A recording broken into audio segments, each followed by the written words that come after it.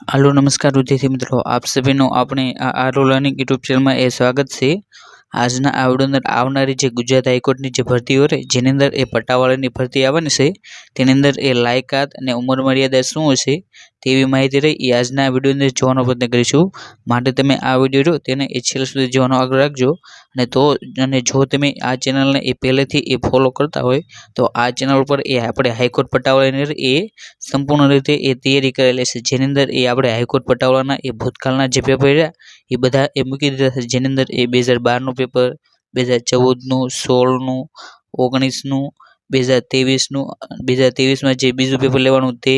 પછી 2024 માં જે કોર્ટ અટેન્ડરનું પેપર લેવાનું તે બધા પેપર એ આપણી ચેનલ હોય તેની ઉપરથી એ તમને મળી જશે તો ત્યાં જઈને પણ એ તેને જોઈ શકો છો। અને તેની સાથે સાથે એ ગુજરાત હાઈકોર્ટ પટ્ટાવાળાની ભરતીની જે કામગીરી પ્રમોશન રજાઓ પગાર તેવી બધી માહિતી રહી એ આ ચેનલ પર એ આપેલી છે જે તમે વિડીયો એ તેને જોઈ શકો છો। તો આપણે એ વિડીયોની શરૂઆત કરીએ તેની અંદર એ સૌથી પહેલાં તો જે ગુજરાત હાઈકોર્ટ રહે તેની અંદર એ પટ્ટાવાળાની એ બે રીતે ભરતી આવતી હોય છે જેની અંદર એ રાજ્યની જે નીચલી અદાલતો રહી તેની અંદર એ પટ્ટાવાળાની ભરતી અને જે ગુજરાત હાઈકોર્ટ જે સોલા ખાતે આવેલી છે તેની અંદર એ કોર્ટ અટેન્ડરની ભરતી આવતી હોય છે તે બંનેને એ પટ્ટાવાળા જ કહેવાય છે પરંતુ જે ગુજરાત હાઈકોર્ટ હોય તેની અંદર એ પટ્ટાવાળાને એ કોર્ટ અટેન્ડન્ટ તરીકે ઓળખવામાં આવશે। અને આપણે એ તેમની લાયકાતની વાત કરીએ તો સરકાર માન્ય બોર્ડમાંથી એ ધોરણ 10 કે તેને સમકક્ષ સરકાર માન્ય જે પરીક્ષા હોય તે એ પાસ કરેલી હોવી જોઈએ। એટલે કે જે પટ્ટાવાળું બનવું હોય તો તેની અંદર એ તમારે મિનિમમ 10 ધોરણનું એ પાસ હોવું જોઈએ અને ગુજરાત હાઈકોર્ટ દ્વારા એ સમયસર નિર્ધારિત થયેલ કરવામાં આવી શકે તે મુજબનું એ કાર્ય અથવા કૌશલ્ય એ તમને આવડતું હોવું જોઈએ। ત્યારબાદ ત્રીજી લાયકાત ઉમેદવારોને ગુજરાતી અને હિન્દી ભાષાનું એ પૂરતું જ્ઞાન એ હોવું જોઈએ। આ રહી એ પટ્ટાવાળાની એ લાયકાત છે। ત્યારબાદ આપણે જે પટ્ટાવાળા અને કોર્ટ અટેન્ડર રહે તેની એ ઉંમર મર્યાદાની વાત કરીએ તો તેની અંદર એ જે નીચલી અદાલતોમાં જે પટ્ટાવાળા રહે તેમની એ મિનિમમ ઉંમર રહે એટલે કે જે ન્યૂનતમ ઉંમર તે એ 18 વર્ષ અને જે મહત્તમ ઉંમર રહે એ 33 વર્ષથી એ વધુ ન હોવી જોઈએ। જ્યારે ગુજરાત હાઈકોર્ટમાં જે કોર્ટ અટેન્ડન્ટની ભરતી આવે છે તેની અંદર એ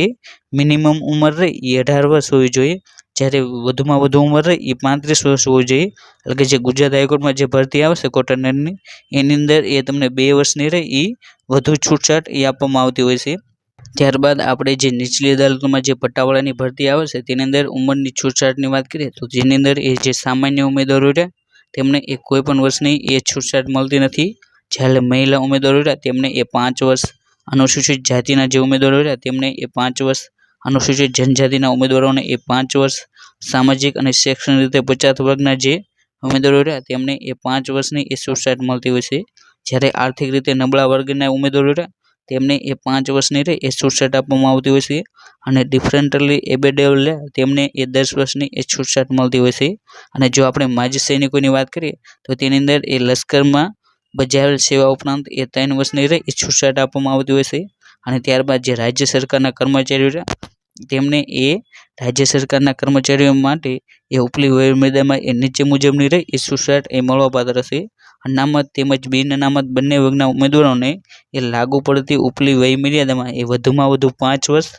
અથવા તો નોકરીનો એ ખરેખર પૂરો કરેલ સમયગાળો બંનેમાંથી જે ઓછો હોય તેટલા સમયની રહે એ છૂટછાટ એ ઉપલી વયમર્યાદામાં રહે એ આપવામાં આવે છે।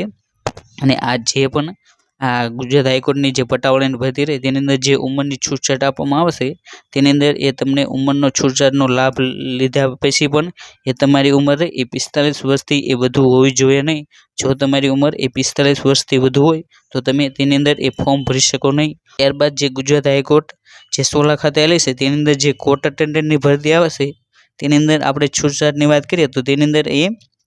મહિલાને એ 5 વર્ષ અનુસૂચિત જાતિ અને અનુસૂચિત જનજાતિને એ 5 વર્ષ સામાજિક અને શૈક્ષણિક રીતે પછાત વર્ગને એ 5 વર્ષ આર્થિક રીતે નબળા વર્ગો એટલે જે ઈડબ્લ્યુ છે તેમને એ 5 વર્ષ અને ફિઝિકલી ડિસેબલ અને ફ્રેન્ડલી એબલ રહ્યા તેમને એ 10 વર્ષની રહી એ છૂટછાટ આપવામાં આવશે। અને જે માજી સૈનિકો હોય તેને એ લશ્કરમાં બજાવેલ સેવા ઉપરાંત રહી એ 3 વર્ષની રહી એ છૂટછાટ આપવામાં આવશે। અને જે આ કોર્ટ અટેન્ડર રહે તેની અંદર એ જિલ્લા ન્યાયાલય તેમજ અન્ય હાઈકોર્ટના કર્મચારીઓ રહ્યા તેમને એ છૂટછાટ આપવામાં આવશે। જ્યારે જે પટ્ટાવાળાની જે ભરતી રહે તેની અંદર એ ગુજરાત સરકારના જે કર્મચારીઓ હોય તેમને એ છૂટછાટ આપવામાં આવશે જેની અંદર એ જિલ્લા ન્યાયાલય તેમજ અન્ય હાઈકોર્ટના કર્મચારીઓને એ ઉપલી વયમર્યાદામાં નીચે મુજબની રહે એ છૂટછાટ મળવાની છે, જેની અંદર અનામત તેમજ બિન અનામત બંને વર્ગના ઉમેદવારોને લાગુ પડતી ઉપલી વયમર્યાદામાં વધુમાં વધુ 5 વર્ષ અથવા તો નોકરીનો ખરેખર પૂરો કરેલ સમયગાળો બંનેમાંથી જે ઓછું હોય તેટલા સમયગાળાની રહે એ છૂટછાટ રહે એ આપવામાં આવે છે. એટલે કે આજનો જે આ વિડીયો રહ્યો તેની અંદર એ આપણે પટ્ટાવાળાની જે